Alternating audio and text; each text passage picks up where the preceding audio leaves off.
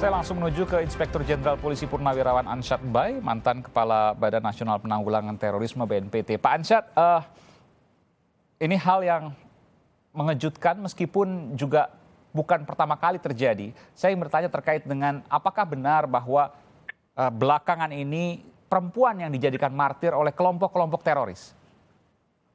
Ya, trennya memang begitu. Ya, kita mulai dari peristiwa di Surabaya itu. Ya, perempuan, jadi istri, bahkan sama anak-anaknya. Kemudian di Jolo sana, tetangga kita, Filipina Selatan. Ya, walaupun di sana, tapi kan pelakunya orang kita, dari Makassar juga itu, suami istri. Ya, di luar negeri, ya banyak juga. Ya, apakah di Afgan, bahkan di Afrika juga pernah terjadi itu, menggunakan perempuan. Okay. Pernah ada satu periode seperti setahun, itu trennya hampir pelaku bom bunuh diri ini adalah perempuan di Timur Tengah itu. Jadi memang ada kecenderungan ke arah sana? Kecenderungan, dan menurut saya mereka melihat ada faktor kelebihan menggunakan perempuan. Apalagi sudah dengan kultur mereka itu, perempuan itu berbusana tertutup, yang kalau dia gendong bom juga nggak ada orang tahu itu. Pak Ansyad, ini menjadi pertanyaan karena informasi begitu terbuka saat ini. Apakah mereka-mereka yang melakukan, termasuk juga yang melakukan lone wolf atau sendirian seperti kasus kemarin Zaki Aini di Mabes Polri, apakah mereka ada yang mengomandoi? Atau mereka katakanlah simpatik terhadap ISIS, lalu mereka mencari sumber-sumber di media sosial, di internet, lalu mereka melakukan pergerakan sendiri. Yang mana yang paling mungkin dari keduanya? Pasti ada yang mengomandoi. Pasti ada yang memanage dia. Istilah lone wolf itu sepertinya relatif ya.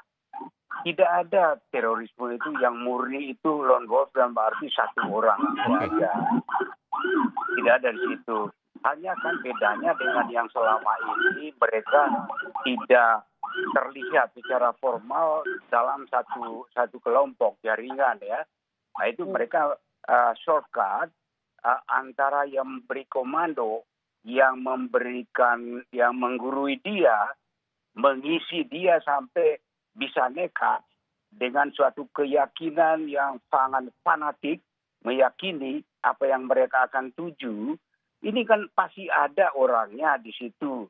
Cuma pesan dari gurunya ke si calon pengantin ini tidak lewat organisasi.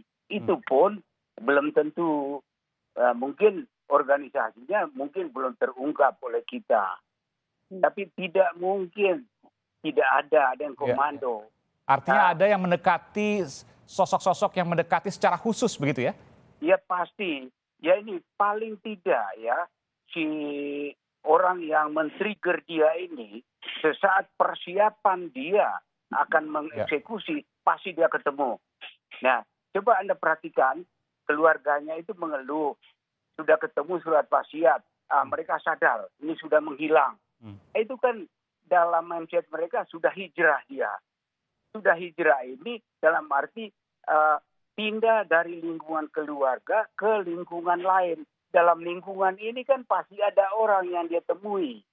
Nah, lihat dalam eksekusi, pasti didahului dengan adanya orang, teman dia, bisa 1-2 orang, yang melakukan survei terhadap target.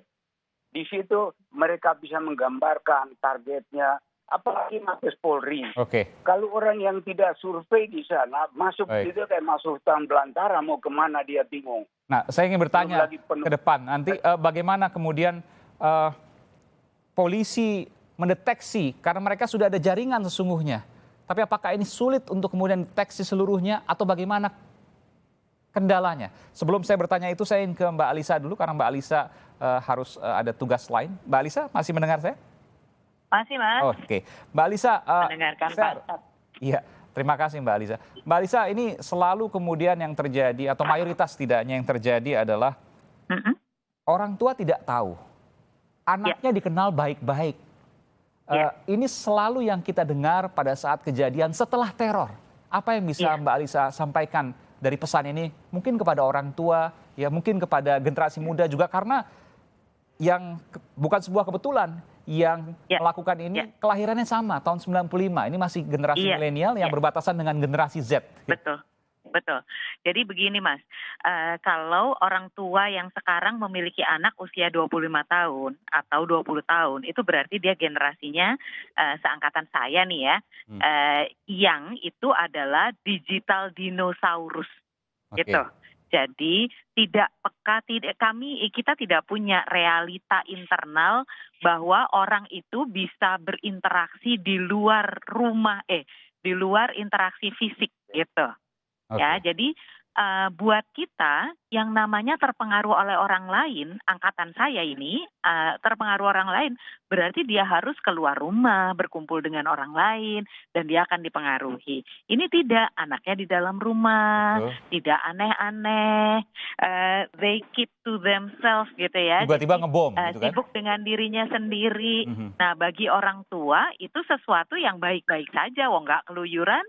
Gitu, nggak bergaul yang aneh. Padahal anak-anak digital native yang sekarang usianya 20 tahun, mereka tumbuh besar bersama dunia digital, di mana mereka kemudian lebih banyak memiliki teman melalui interaksi di digital itu. Disitulah siapa temannya itu sangat tergantung bagaimana dia karakternya itu gitu. Kalau karakternya dia itu tidak percaya diri, tidak mampu mengambil keputusan untuk diri sendiri, di dunia digital dia akan bertemu orang-orang yang akan mempengaruhi dia, mengambilkan keputusan untuk dia, menanamkan berbagai hal tanpa dia bisa punya sensor. Gitu. Ya, ada mengatakan Mbak Alisa bahwa literasi digital bagi orang tua itu penting. Permasalahannya tidak semua orang tua mengerti akan literasi digital. Iya, betul sekali. Ada dua sih Mas ya, tidak hanya literasi digitalnya, itu penting sekali, tapi yang juga lebih penting adalah kemampuan orang tua untuk membangun hubungan dengan anak. Jadi di sini tuh problemnya bukan hanya si anak, tapi si orang tua. Jadi kami di Jaringan Gus Durian itu punya program namanya Parenting to Prevent Violent Extremism in Teenagers. Gitu. Kenapa? Karena kita menganggap bahwa kalau remaja itu mereka dalam proses masa transisi ya. Karena itu mudah sekali mereka akan mendapatkan pengaruh dari pihak lain, dan dalam hal ini pengaruh itu tidak bisa dikendalikan sama sekali karena ada di ruang digital. Kendali itu harus datang dari si anak. Nah, supaya si anak ini siap untuk mengendalikan diri, orang tuanya harus bisa menyiapkan. Iya. Gitu. Mudah-mudahan banyak gerakan seperti Jaringan Gus Durian yang kemudian melakukan pendampingan terhadap orang tua untuk kemudian melakukan untuk penyiapan pembekalan orang tua ya. Pembekalan orang tua terkait dengan literasi maupun juga hubungan dengan anak-anak mereka. Ini luar biasa. Terima kasih Mbak Alisa Wahid dari Jaringan Gus Durian. Hati-hati di jalan dan sehat selalu. Saya akan masih berlanjut, saudara. Terima kasih Mbak Alisa. Saya masih akan berlanjut bersama dengan Pak Ansyad Mbae dan Ibu DT Alia. Selepas jeda, tetaplah bersama kami di Sapa Indonesia Malam. Halo, saya Audrey Chandra, presenter di Sapa Indonesia Siang. Perbaharui yuk informasi yang paling baru, independen dan juga terpercaya hanya di YouTube Kompas TV. Jangan lupa untuk subscribe, like, komen, dan juga share ya. Nah, terakhir itu tuh dinyalain loncengnya ya untuk dapetin notifikasi berita-berita terbaru.